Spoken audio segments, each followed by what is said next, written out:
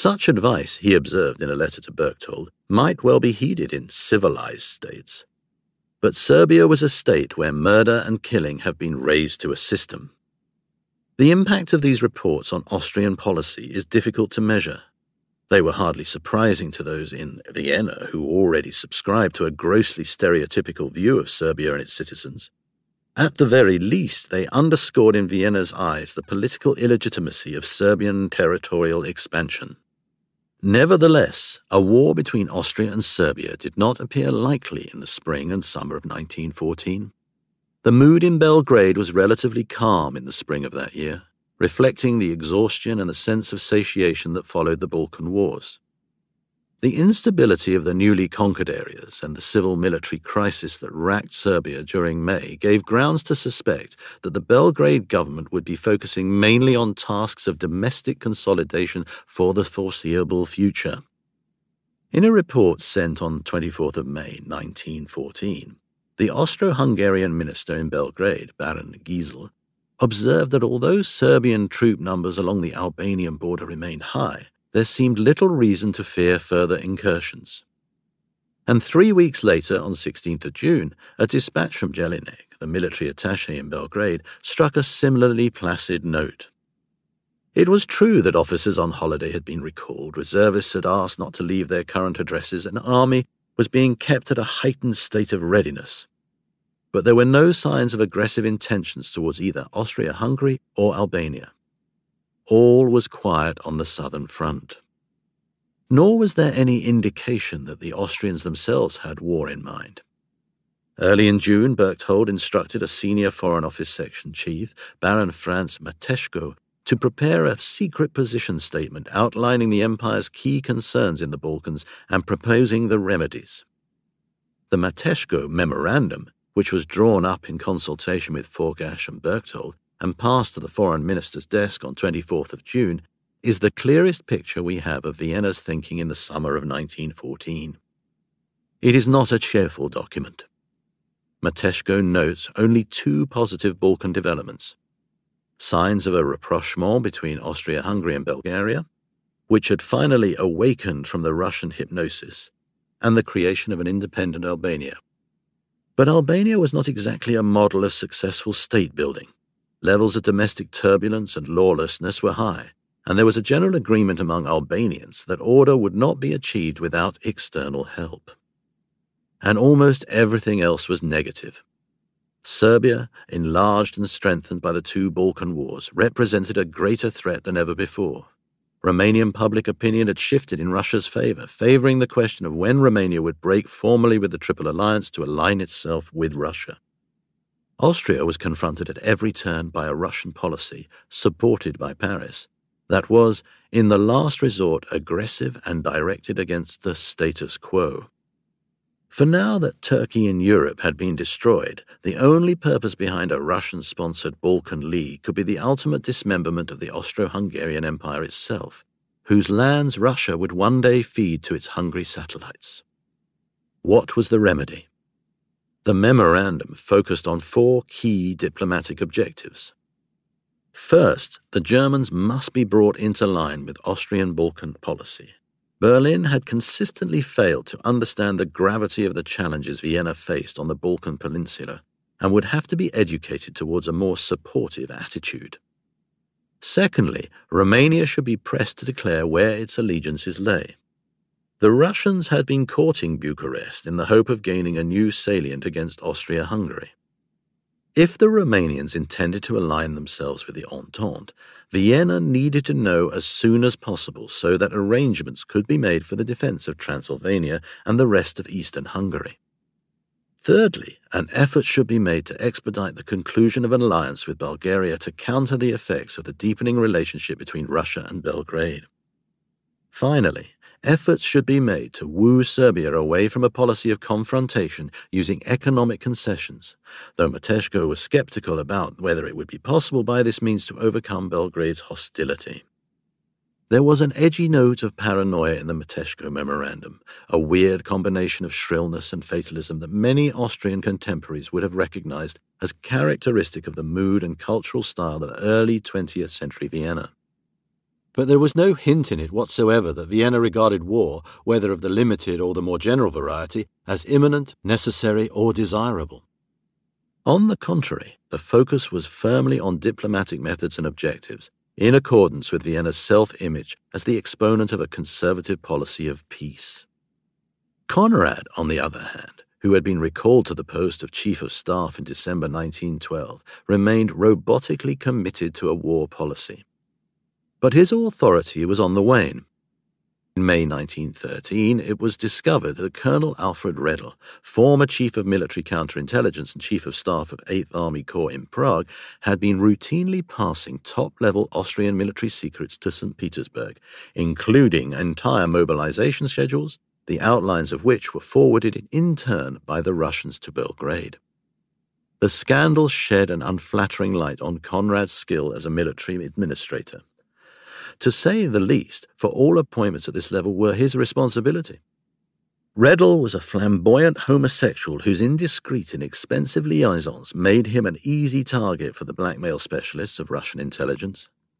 How, one might ask, had this escaped the notice of Conrad, the man who had been responsible for monitoring Redl's progress since 1906? It was widely noted that Conrad took little interest in this aspect of his work and only a sketchy acquaintance with many of the most senior military appointees. He compounded his error by having the disgraced colonel pressed to commit suicide with a pistol handed to him in a hotel room. Redl turned the pistol on himself, an ugly denouement that offended the devoutly Catholic heir to the throne and, more to the point, deprived the General Staff of the opportunity to extract from Redl a full account of what had been passed to St. Petersburg and how. This may have been Conrad's precise intention, for it emerged that the persons involved in trafficking Austrian military secrets included a staff officer of South Slav heritage by the name of Chedomil Jandrich, who happened to be a close friend of Conrad's son, Kurt. Chedomil and Kurt had been classmates at the military academy and often went out drinking and merrymaking together. Evidence emerged to suggest that Jandrich, together with the Italian mistress of Hertzendorf Jr. and various other friends from their circle, had been involved in selling military secrets to the Italians, most of which were then passed by the Italians to St. Petersburg. Kurt von Hertzendorf may himself have been directly implicated in espionage activity for the Russians.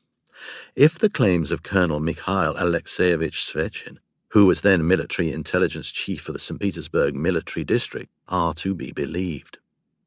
Svechin later recalled that the Austrian agents supplying Russia with high-quality military intelligence included the Chief of Staff's son, who, it was claimed, had stolen into his father's study and removed General Staff war planning documents for copying.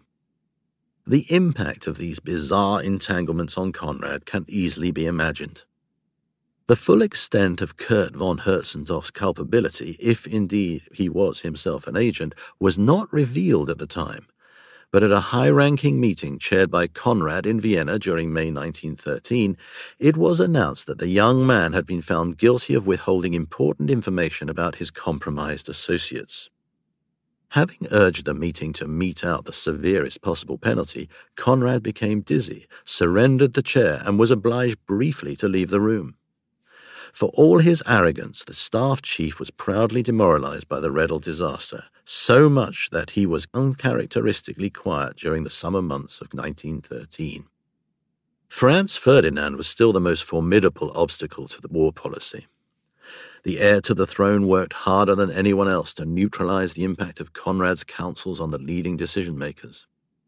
In early February 1913, barely 6 weeks after Conrad's recall to office, Franz Ferdinand reminded him during a meeting at Schönbrunn Palace that it was the duty of government to preserve peace. Conrad replied with his usual candor, but certainly not at any price. Franz Ferdinand repeatedly warned Berchtold not to heed the arguments of the Chief of the General Staff and sent his aide, Colonel Karl Bardolph, to Conrad with a stern instruction not to drive the foreign minister to an action. The Archduke, Conrad was informed, would countenance under no circumstances a war with Russia. He wanted not a single plum tree, not a single sheep from Serbia. Nothing was further from his mind. Relations between the two men grew increasingly fractious. In the autumn of 1913, the hostility between them broke into the open. Franz Ferdinand sharply reprimanded the chief of the General Staff before a gathering of senior officers for changing the dispositions of the maneuvers without consulting him. Only the mediation of Franz Ferdinand's former staff chief Brosch von Ehrenau prevented Conrad from resigning. It was only a matter of time before Conrad would be forced from office. Since the Redl case, one of the Archduke's aides recalled the chief was a dead man, and it was just a question of setting a date for the funeral. After further angry exchanges at the Bosnian summer maneuvers of 1914, Franz Ferdinand resolved to be rid of his troublesome chief of staff. Had the Archduke survived his visit to Sarajevo, Conrad would have been dismissed from his post. The Hawks would have lost their most resolute and consistent spokesman. In the meanwhile, there were signs of improvement, on the surface at least, in diplomatic relations with Belgrade. The Austro-Hungarian government owned a 51% share of the Oriental Railway Company, an international concern operating on an initially Turkish concession in Macedonia. Now that most of its track had passed under Serbian control, Vienna and Belgrade needed to agree on who owned the track and who should be responsible for the cost of repairing war damage and how and whether work on it should continue. Since Belgrade insisted on full Serbian ownership, negotiations began in spring 1914 to agree a price and conditions of transfer. The discussions were complex, difficult, and occasionally rancorous, especially when arbitrary interventions by Pasich on minor points disrupted the flow of negotiations, but they received some positive coverage in the Austrian and Serbian press, and they were still underway when the Archduke travelled to Sarajevo. A further encouraging development was an agreement at the end of May 1914, after months of official wrangling, to exchange a small number of prisoners held by both states on charges of espionage. These were modest but hopeful indications that Austria-Hungary and Serbia might in time learn to live as good neighbours. Part 2. One Continent Divided. Chapter 3. The Polarization of Europe, 1887 to 1907. If you compare a diagram of the alliances among the European great powers in 1887 with a similar map for the year 1907, you see the outlines of a transformation. The first diagram reveals a multipolar system, in which a plurality of forces and interests balance each other in precarious equilibrium. Britain and France were rivals in Africa and South Asia. Britain confronted Russia in Persia and Central Asia. France was determined to reverse the verdict of the German victory of 1870. Conflicting interests in the Balkans gave rise to tensions between Russia and Austria-Hungary. Italy and Austria were rivals in the Adriatic and quarrelled intermittently over the status of Italophone communities within the Austro-Hungarian Empire, while there were tensions between Italy and France over the latter's policy in northern Africa. All these pressures were held in check by the patchwork of the 1887 system. The tripled alliance between Germany, Austria, and Italy, 20th of May 1882, prevented the tensions between Rome and Vienna from breaking into open conflict. The Defensive Reinsurance Treaty between Germany and Russia, 18th of June 1887, contained articles deterring either power from seeking its fortunes in war with another continental state and insulated the Russo-German relationship against the fallout from the Austro-Russian tensions. The Russo-German link also ensured that France would be unable to build an anti-German coalition with Russia, and Britain was loosely tied into the continental system through the Mediterranean Agreement of 1887 with Italy and Austria, an exchange of notes rather than a treaty whose purpose was to thwart French disturbances in the Mediterranean and Russian ones in the Balkans or the Turkish Straits. Move forward 20 years to a diagram of the European alliances in 1907, and the picture has changed utterly. You see a bipolar Europe organized around two alliance systems. The Triple Alliance is still in place, though Italy's loyalty to it's increasingly questionable. France and Russia are co-joined in the Franco-Russian alliance, drafted in 1892 and ratified in 1894. which stipulates that if any member of the Triple Alliance should mobilize, the two signatories will, at the first news of this event and without any previous agreement being necessary, mobilize immediately the whole of their forces and deploy them with such speed that Germany shall be forced to fight simultaneously on the east and on the west. Britain is linked to the Franco-Russian alliance through the Entente Cordiale with France, 1904, and the Anglo-Russian Convention of 1907.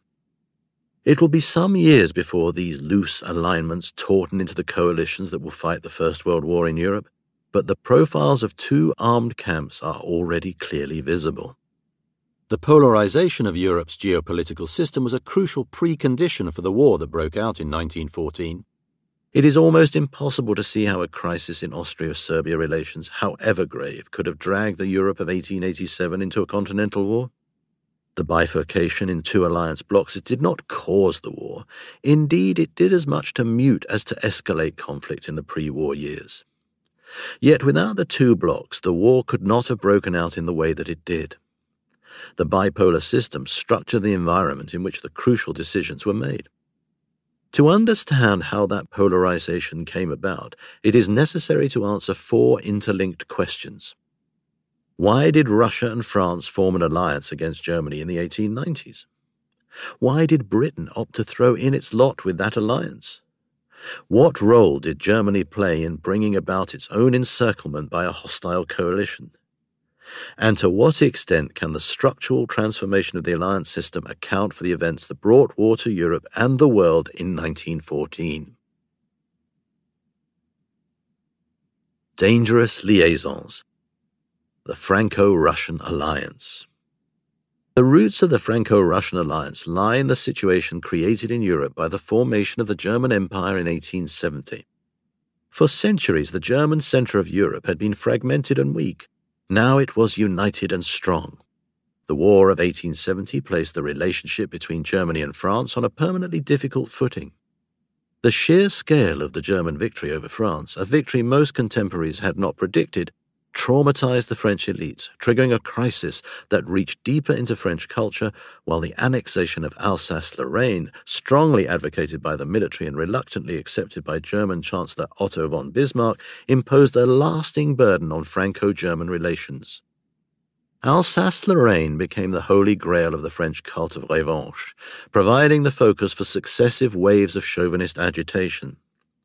The lost provinces were never the sole driving force behind French policy. Yet they periodically inflamed public opinion and exerted a stealthy pressure on the policymakers in Paris.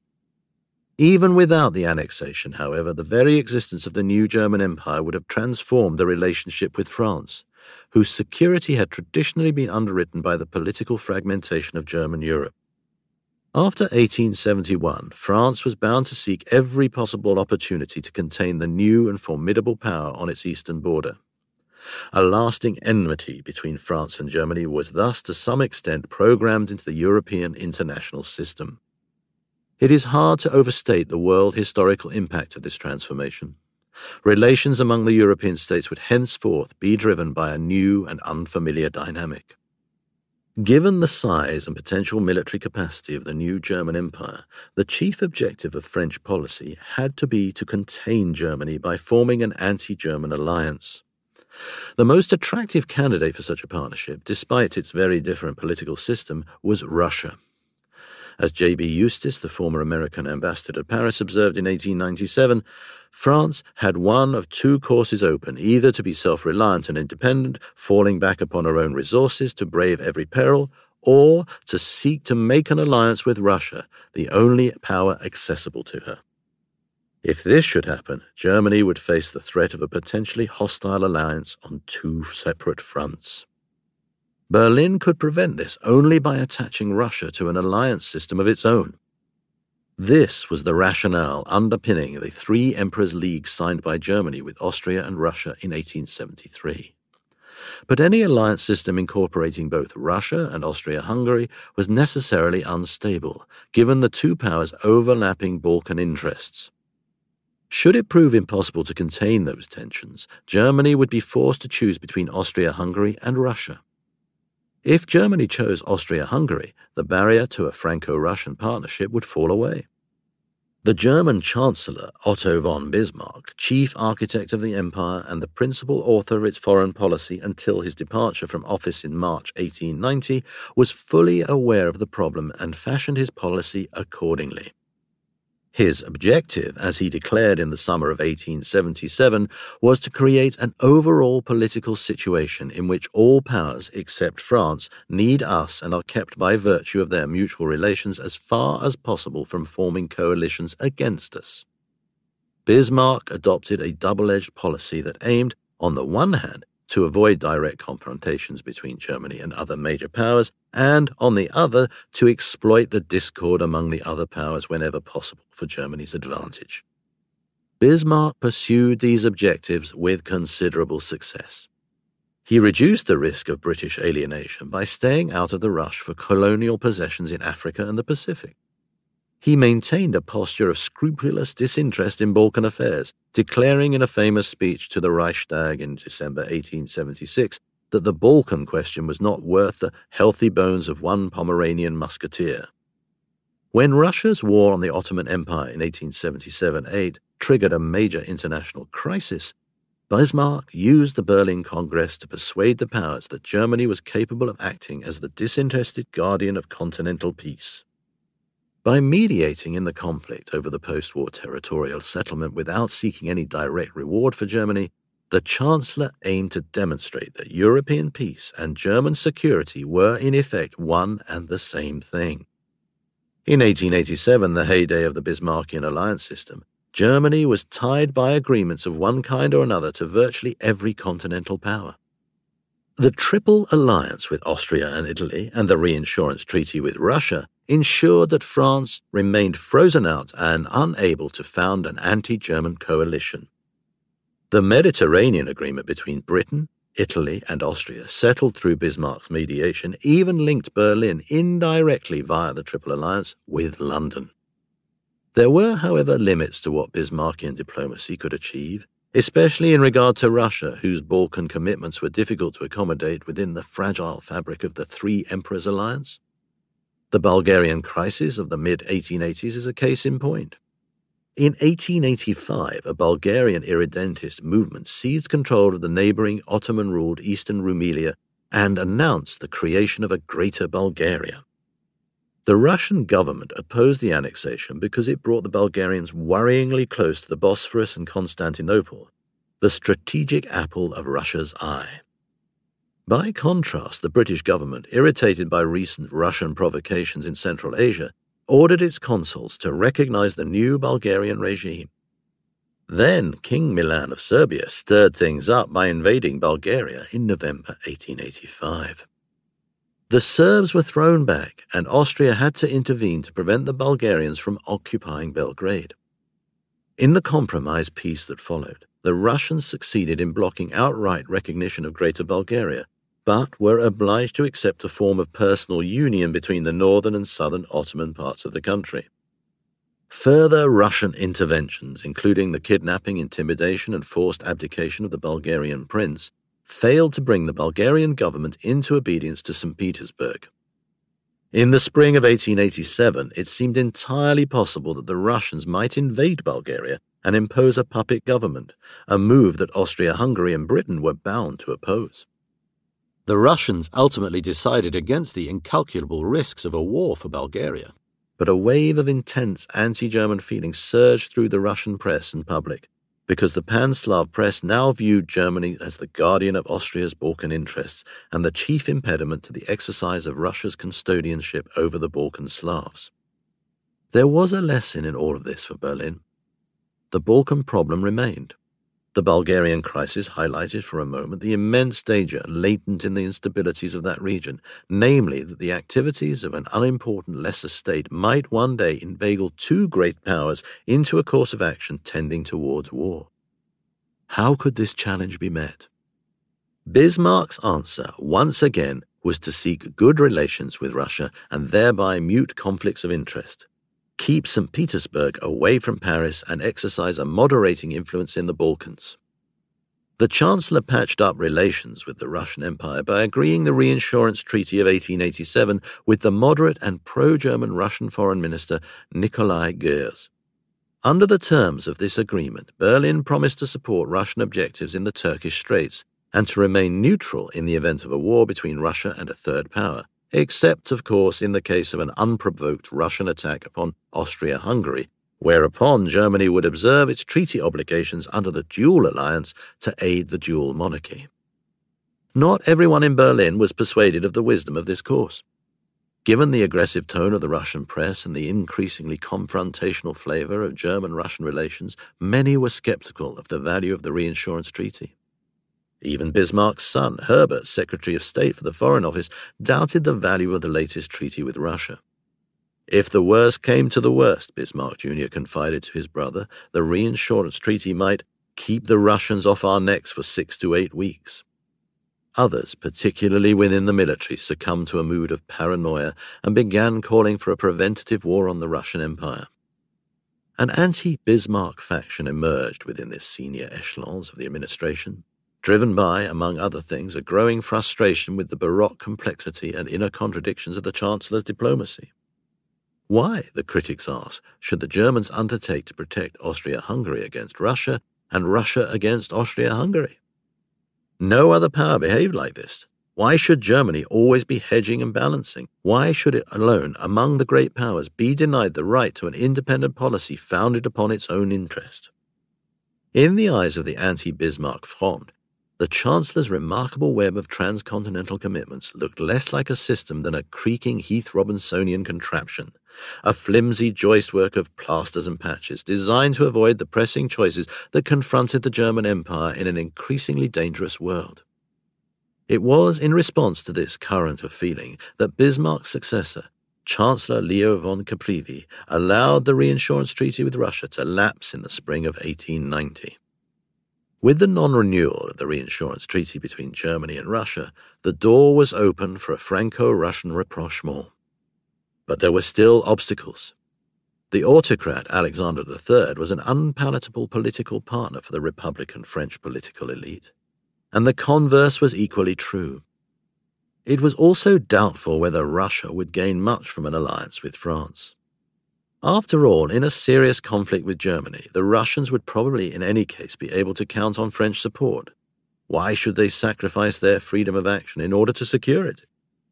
Were war to break out between Russia and Germany, it was virtually inconceivable that the French government would simply stand aside. At the very least, the Germans would be obliged to maintain a substantial defensive force on the French frontier, a measure that would reduce the pressure on the Russian front. And these advantages could be had without the inconvenience of a formal treaty. Although France and Russia shared an interest in opposing the imperial designs of Britain, their spheres of influence on the imperial periphery were too far apart to permit close cooperation. The French were not in a good position to support Russian objectives in the Balkans, and it seemed doubtful that Russia would ever gain from supporting French objectives in, say, North Africa. On some questions, Russia and French interests were diametrically opposed. It was French policy, for example, to block Russian designs on the Turkish Straits that might ultimately compromise French influence in the eastern Mediterranean. This was an area where common interests grouped France with Britain rather than Russia. It was also difficult to see why the Russians should compromise their good relations with Germany. There were periodic tensions between the two empires, most importantly over the question of German tariffs on Russian grain imports, but little in the way of direct clashes of interest. Russia's arguments with Berlin arose for the most part from the Balkan rivalry with Vienna. And the very fact of German power seemed an argument for tethering the two neighbours together, especially in the sphere of Balkan policy, where it was hoped that a good understanding between St. Petersburg and Berlin might have a restraining effect on Vienna. This was the formula that had intermittently worked in the era of the Three Emperors' Leagues. German neutrality was thus potentially more useful to Russia than French support. The Russians had long recognized this. This is why they had chosen to base their continental security policy on pacts with Germany in the first place. And this was why Tsar Alexander III, though he felt no personal sympathy for Germany or the Germans, had turned a deaf ear to the raging of the press and pushed ahead with the reinsurance treaty in 1887. Why then did the Russians welcome French overtures in the early 1890s? The Germans certainly facilitated the reorientation of Russian policy by declining to renew the treaty, despite the offer of improved terms from the pro-German Russian Foreign Minister Nikolai Gers. The modest German Army Bill of June 1890, which increased the peacetime strength of the armed forces by 18,574 men, also played a part inasmuch as, coming on the heels of the non-renewal, it generated a sense of threat in St. Petersburg. The departure of Bismarck and the increasing political prominence of the excitable Kaiser Wilhelm II, whom Tsar Alexander described as a rascally young fop, raised unsettling questions about the future orientation of German foreign policy. The prospect of large French loans on good terms was also attractive. But the crucial catalyst lay elsewhere, in Russian fears that Britain was about to join the Triple Alliance. The early 1890s were the high point of pre-war Anglo-German rapprochement. The Heligoland-Zanzibar Treaty of 1st of July 1890, by which the British and the Germans exchanged or ceded various African territories and Germany acquired the tiny North Sea island of Heligoland, triggered alarm in St. Petersburg. Russian anxiety surged in the summer of 1891 when the renewal of the Triple Alliance and a visit by the German Kaiser to London prompted Germanophile effusions in the British press. Britain, trumpeted the Morning Post, had in effect joined the Triple, or rather the Quadruple Alliance. England and Germany, the Standard observed on 11th of July 1891, were friends and allies of ancient standing, and future threats to European peace would be met by the union of England's naval strength with the military strength of Germany. Press cuttings of this stripe fattened the dispatches of the French and Russian ambassadors in London. It seemed that England, Russia's rival in the Far East and Central Asia, was about to join forces with her powerful western neighbour and, by extension with Austria, her rival on the Balkan Peninsula. The result, as the French ambassador in St. Petersburg warned, would be a continental rapprochement between the cabinets of London and Berlin, with potentially disastrous consequences for Russia. The apparently deepening intimacy between Britain and Germany threatened to fuse Russia's Balkan predicament with the tensions generated by its bitter global rivalry with Britain, a rivalry that was played out in multiple theatres: Afghanistan, Persia, China, and the Turkish Straits. To balance against this perceived threat, the Russians put aside their reservations and openly pursued an arrangement with France. In a letter of 19th of August 1891 to his ambassador in Paris, Gers, who had earlier pressed for renewal of the reinsurance treaty with Germany, set out the thinking behind the quest for an arrangement with France. It was the renewal of the Triple Alliance in combination with the more or less probable adhesion of Great Britain to the political aims that this alliance pursues, that had motivated Russia and France to seek an exchange of ideas to define the attitude of our respective governments. The definition of understanding, signed between the two states in the summer of 1891, duly incorporated Gers's reference to the threat posed by British accession to the Triple Alliance. A Franco-Russian military convention followed on 18th of August 1892, and 2 years later the two countries signed the fully fledged alliance of 1894. 2 points about this sequence of events deserve emphasis. The first is that the motives for forming this alliance were complex. While the desire to contain Germany was the key factor for Paris, the Russians were more concerned with blocking Austria-Hungary in the Balkans.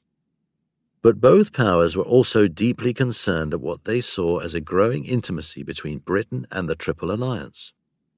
For the Russians in particular, whose foreign policy was at this time moderately Germanophile, it was the global confrontation with the British Empire that topped the agenda, not hostility to Berlin. There was, to be sure, a vein of vivid Germanophobia in parts of the Russian leadership. Nikolai Gers was horrified to be told by Tsar Alexander III that if a war were to break out between Russia and Austria, the aim of the Franco-Russian alliance would be to destroy Germany in its current form and replace it with a number of small, weak states. But on the whole, Russian hostility to Germany was still primarily a function of Germany's relationship with Austria and of its supposedly deepening link with Britain. As late as 1900, supplementary military provisions were added to the Franco-Russian Treaty, stipulating that if an Anglo-Russian war broke out, France would move 100,000 men to the Channel coast, while if an Anglo-French war broke out, Russia would move troops to the Indian frontier along railways that Russia promised to improve with the aid of French finance. Secondly, it is worth noting the novel quality of the Franco-Russian alliance of 1894. By contrast with the earlier alliances of the European system, such as the Dual and Triple Alliances and the League of Three Emperors, this one came into life as a military convention whose terms stipulated the combined deployment of land forces against a common enemy. A naval convention was added in 1912. The aim was no longer to manage adversarial relations between alliance partners, but to meet and balance the threat from a competing coalition. In this case, the Franco-Russian alliance marked a turning point in the prelude to the Great War. The formation of the Franco-Russian alliance did not in itself make a clash with Germany inevitable or even likely. The alliance soon acquired an anchorage in the popular culture of both countries, through the festivities associated with royal and naval visits, through postcards, menus, cartoons, and merchandising. But the divergences in French and Russian interests remained an obstacle to close collaboration throughout the 1890s. French foreign ministers took the view that since the Russians were unwilling to fight for the return of Alsace-Lorraine, the alliance with St. Petersburg should impose only minimal obligations on France. The Russians, for their part, had no intention of allowing the alliance to alienate them from Germany. On the contrary, they saw it as placing them in a better position to maintain good relations with Berlin. As Vladimir Lambsdorff, chief assistant to the Russian foreign minister, put it in 1895, the purpose of the alliance was to consolidate Russia's independence of action and to guarantee France's survival, while at the same time restraining her anti-German ambitions. During the first decade of the alliance, Russian policymakers, chief among them the Tsar, were preoccupied not with Central or Southeastern Europe, but with the economic and political penetration of northern China. More importantly, the shared suspicion of Britain that had helped to bring about the Franco-Russian alliance also prevented it, for a time at least, from acquiring an exclusively anti-German orientation. Russia's interest in securing informal control over Manchuria brought St. Petersburg into conflict with British China policy and ensured that relations with London would remain far more tense for the foreseeable future than those with Berlin. The Judgment of Paris. For France, too, there were difficult decisions to be made about how to balance the imperatives generated by rivalry with Britain with those arising from relations with Germany. During the first 4 years of the Franco-Russian alliance, the French foreign minister, Gabriel Hanotaux, adopted a firmly anti-British policy. Egged on by the leader articles of the French colonialist press, Hanotaux mounted a direct challenge to the British presence in Egypt, a policy that culminated in the surreal Fashoda incident of 1898, when a French expeditionary force made an epic journey across Africa to stake a claim on the Upper Nile, while British troops marched south from occupied Egypt to meet the French at Fashoda, a ruined Egyptian outpost in the Sudanese marshes. The resulting political crisis took both powers to the threshold of war in the summer of 1898. Only when the French backed down did the danger of a conflict pass. French policy vis-à-vis Germany had to take account of the priorities imposed by this colonial struggle with Great Britain. In a confidential memorandum of June 1892, Hanotaux noted that current French policy permitted only very limited collaboration with Berlin. The problem with this approach was that it left open the possibility of an understanding between Germany and Britain, the very prospect that had helped to motivate the formation of the Franco-Russian alliance. One way of avoiding Anglo-German collusion, Hanotaux speculated, might be to seek a broader Franco-German-Russian understanding. This, in turn, would enable Paris to secure German support against Britain in Egypt and thereby destroy the harmony that has existed for so long between Germany and England. Here again was that Gallic paranoia about a rapprochement between the Teutonic nations. The resulting link with the eastern neighbour would, of course, be temporary and instrumental, A lasting conciliation with Germany would be possible, Anatole wrote, only if Berlin were willing to cede permanently the provinces annexed in 1870. The same choices faced Anatole's successor, Théophile de Classé, who came to office in the summer of 1898.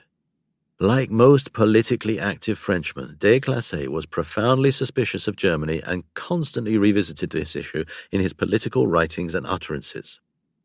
His ardor for the lost provinces was so intense that members of his family dared not mention the names Alsace and Lorraine in his presence. We had the confused feeling that it was too sensitive to be spoken of, his daughter later recalled. But as an imperial power bent on expanding its influence on multiple fronts, France faced other predicaments that could on occasion eclipse the confrontation with Germany. In 1893, as colonial undersecretary, it was de Classé who had pressed for the deployment of French colonial forces to challenge Britain on the Upper Nile. When he came to office at the height of the Fashoda crisis, his first step was to back down in the hope of securing concessions from London in southern Sudan.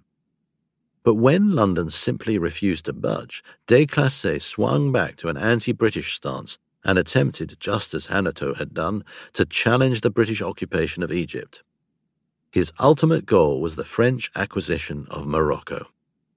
In order to heighten the pressure on Britain, de Classé tried, exactly as Anatole had foreseen, to bring the Germans into a consortium with France and Russia.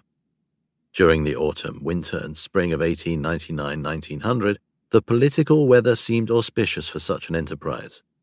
In conversations with the French ambassador in Berlin, the new German Chancellor, Bernard von Bülow, hinted at shared Franco-German interests outside Europe.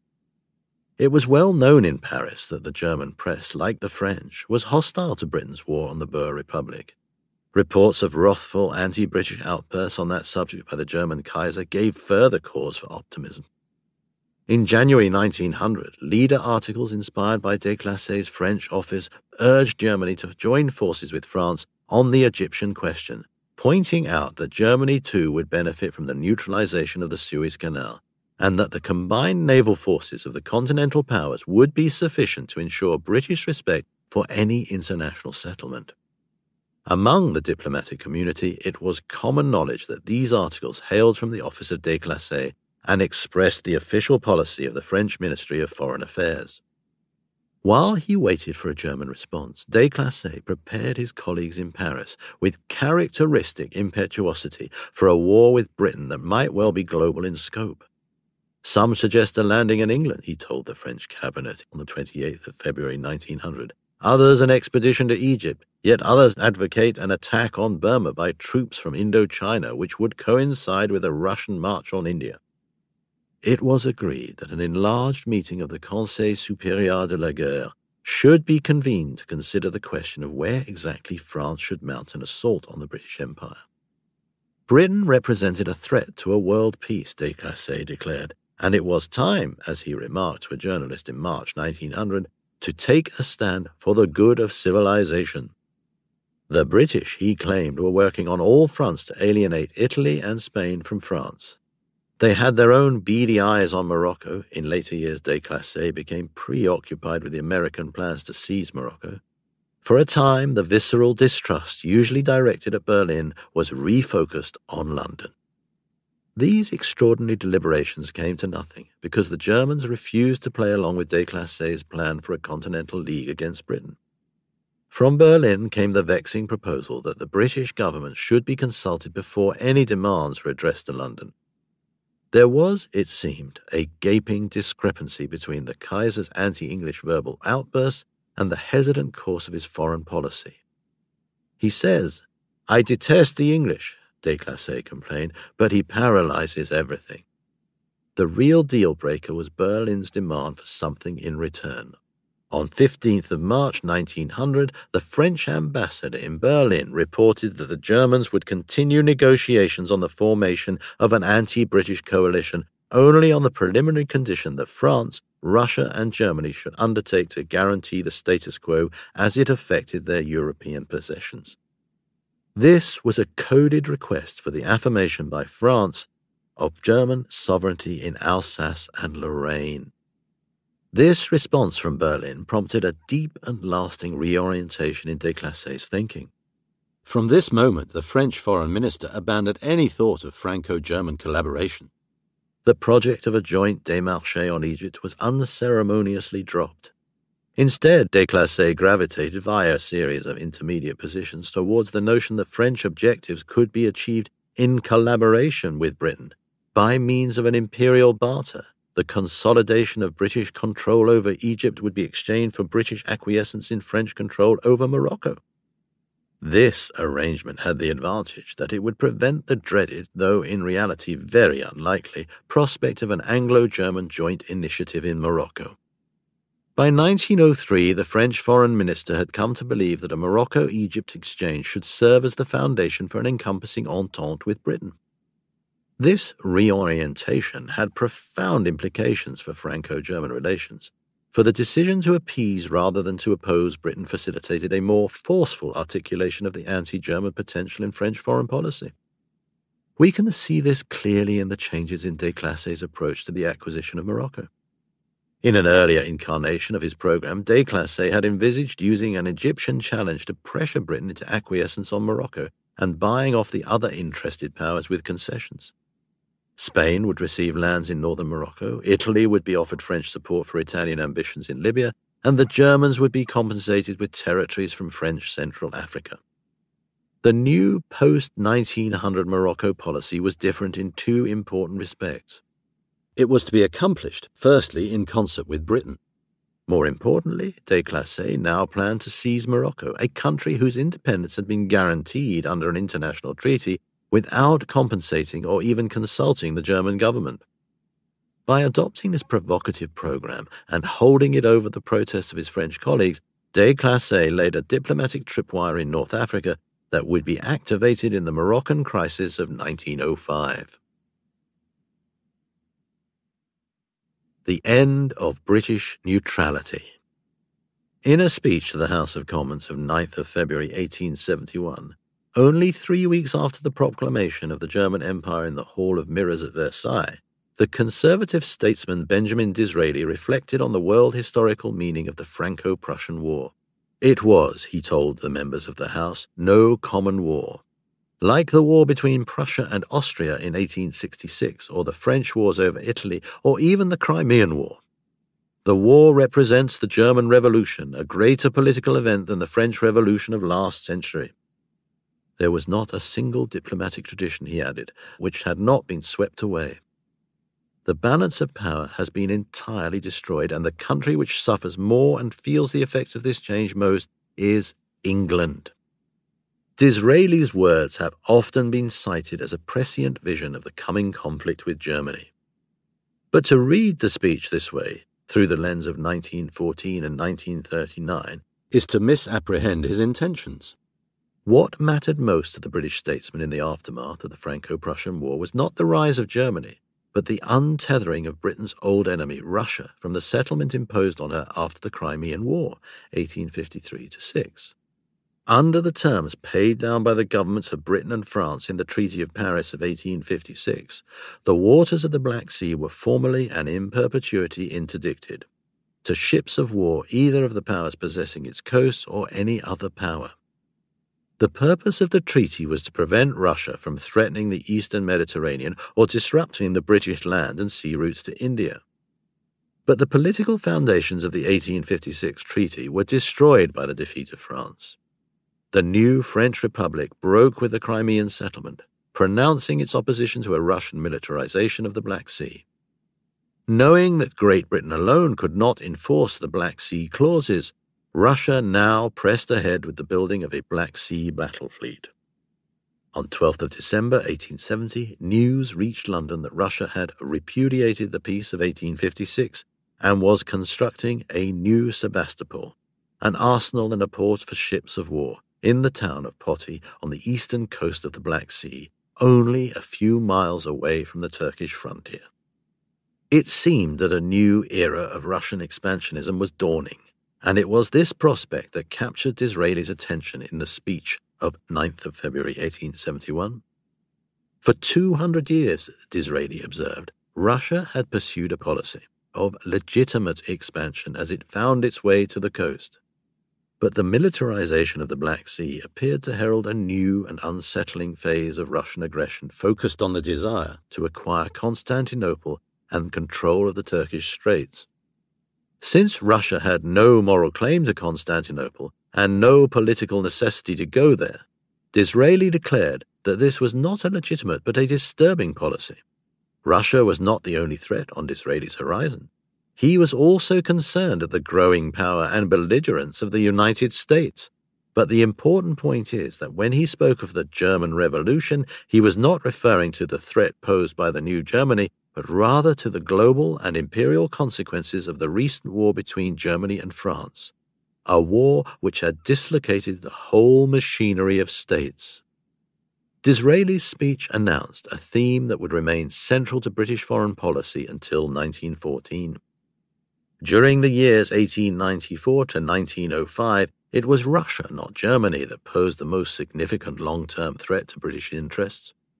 The China question that exercised British policymakers in those years is a case in point. In China, as in the Balkans, the underlying motor of change was the retreating power of an ancient empire. During the early 1890s, Russian penetration into northern China triggered a cascade of local and regional conflicts that culminated into the Sino-Japanese War of 1894-95. Victorious Japan emerged as a rival with Russia for influence in northern China. China's defeat, in the meanwhile, inaugurated a race for concessions by the great powers hoping to exploit the further decay of the Chinese state. The negative energies generated by the race for China, in turn, heightened tensions in Europe. The core of the problem, from Britain's perspective, was the growth of Russian power and influence. In China, which in terms of its trade potential was infinitely more important to Britain than Africa, Russia posed a direct threat to British interests. The problem became even more acute after the international intervention to suppress the Boxer Rebellion, 1898 to 1901, when the Russians capitalized on their role in the intervention to reinforce their position in northern China. Yet, in view of the Russian Empire's geographical location and the preponderance of its land forces, it was hard to see how its penetration of East Asia could be resisted. A new great game was opening up that Russia seemed likely to win. India was another vulnerable frontier. British policymakers observed with alarm that the steady penetration of the Russian railway system into Central Asia meant that Russia enjoyed better military access to the subcontinent than Britain itself. Since Russia appeared to be pursuing an anti-British policy in Central Asia and the Far East, and France was a rival and challenger of Britain in Africa, the Franco-Russian alliance appeared from London's perspective to be a chiefly anti-British device. The problem was particularly pressing during the Boer War, when the deployment of substantial troop contingents in South Africa left northern India exposed. In August 1901, a report by the Intelligence Department of the War Office on the military needs of the empire in a war with France and Russia concluded that the Indian army was in no position to defend its key strongpoints against a Russian attack. To make matters worse, Russian diplomats were not merely, in British eyes, hostile, expansionist, and ruthless, but also prone to underhandness and false dealing. The lying is unprecedented even in the annals of Russian diplomacy, Lord George Hamilton, Secretary of State for India, reported in March 1901, during negotiations towards a settlement in China. Russia's diplomacy, as you know, is one long and manifold lie, George Curzon, Viceroy of India, told the Earl of Selborne, the First Lord of the Admiralty, in 1903. British policymakers responded to the Russian threat by pursuing a two-track policy. The first involved rapprochement with Japan and France. The second, the quest for a power-sharing agreement with Russia itself that would take the pressure off Britain's imperial periphery. In the aftermath of the Sino-Japanese War of 1894-5, Britain and Japan shared a common interest in opposing further Russian expansion. Japan was Britain's natural ally in the Far East, as Foreign Secretary Kimberley put it in a letter of May 1895 to the British minister in Tokyo. The threat posed to Russia's Chinese frontier by Japan's formidable land forces, 200,000 Japanese troops had entered Manchuria by the end of 1895, would offset the vulnerability of the British imperial periphery in northern India. The swiftly growing Japanese fleet would provide a further counterpoise to the Russians and thereby relieve the strain on Britain's overstretched fleets. In 1901, after a long period of cautious rapprochement, discussions began with a view to a formal alliance. First a naval defence pact, later the more encompassing agreement signed in London on 30th of January 1902. Renewed with expanded terms in 1905 and in 1911, the Anglo-Japanese alliance became a fixture in the international system of the pre-war world. The same logic underlay the British decision to seek an understanding with France. Already in 1896, Lord Salisbury had found that concessions to France along the Mekong Valley in the borderlands between British Burma and French Indochina produced the welcome side effect of drawing the French in and temporarily loosening the cohesion of the Franco-Russian alliance. The Entente Cordiale of 1904 was, by the same token, not primarily an anti-German agreement, at least not from Whitehall's perspective, but one that was intended to mute colonial tensions with France, while at the same time generating some measure of indirect leverage on Russia. Desclassés had encouraged this speculation by suggesting that if an entente were to come into being, France would exercise a restraining influence on Russia and even make it clear to St. Petersburg that French support would not be forthcoming if Russia were to pick a fight with Britain. There was thus good reason to hope, as Lord Lansdowne put it, that a good understanding with France would not improbably be the precursor of a better understanding with Russia. The last point is important. At the same time as they balanced against Russia with Japan, British policymakers strove to meet the Russian challenge by tethering St. Petersburg to an imperial power-sharing agreement. There was no contradiction in this. As Sir Thomas Sanderson, Permanent Under-Secretary at the Foreign Office, observed in a letter to the British ambassador at St. Petersburg in May 1902, the Japanese alliance was useful precisely because, until the Russians see that we can take our pigs to other markets, we are not likely to bring them to book. It would thus tend to promote rather than discourage Britain's chance of some definite understanding. British security reviews continue to envisage catastrophic scenarios in Central Asia. The Russians, the British cabinet was told in December 1901, were capable of pouring 200,000 troops into Transcaspia and the Herat. In order to prevail against such a force, the British garrison in India would have to be increased permanently by between 50,000 and 100,000 men at huge cost to the government. This at a time when the best financial advice called for drastic cuts in expenditure. And the frenzied pace of Russian railway building to the Afghan frontier suggested that the situation was swiftly developing to Britain's disadvantage. These concerns were further amplified by the outbreak of war between Russia and Japan in February 1904. The fact that Russian forces at sea and on land performed rather poorly against their Japanese adversaries at first did nothing whatsoever to mute British anxieties. What if, as Viscount Kitchener warned, the Russians were tempted to offset their losses against Japan by threatening India? In this event, India would require massive reinforcements. By February 1905, the projected figure was 211,824 troops, according to Government of India estimates. The attendant rise in expenditure would be enormous. Kitchener's estimated that countering the menacing advance of Russia would cost 20 million plus an annual charge of another £1.5 million. This was a matter of some consequence for the Liberal government that came to power in 1905, promising to cut military costs and expand domestic programs. And if Britain could no longer afford to defend the northwestern frontier of India by force, then it followed that a non-military means must be found of securing India against a Russian assault. Japan's victory over Russia in 1905 clinched the argument in favor of an agreement. Given the magnitude of the Russian defeat and the wave of domestic turbulence that paralyzed the country, the claim that the threat from Russia justified immense investment in Indian defense no longer seemed so compelling. The new Foreign Secretary, Edward Grey, came to office in December 1905 determined to see Russia re-established in the councils of Europe and I hope on better terms with us than she has been yet. In May 1906, Grey succeeded in having the option of Indian reinforcements placed on the back burner. One aspect of this entangled tale of imperial readjustments deserves particular emphasis. Neither the Entente Cordiale with France nor the convention with Russia was conceived by British policymakers primarily as an anti-German device.